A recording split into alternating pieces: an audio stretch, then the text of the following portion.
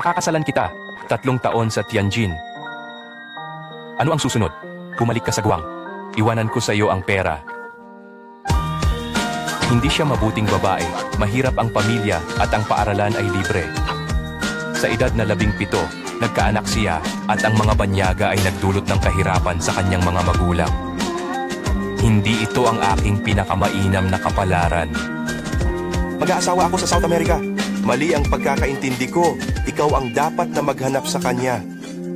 May sinabi na ako tungkol sa Tianjin. Huwag magtanong. Nakahula na. Huwag magsalita. Nag-aasawa ako, hindi nagbebenta.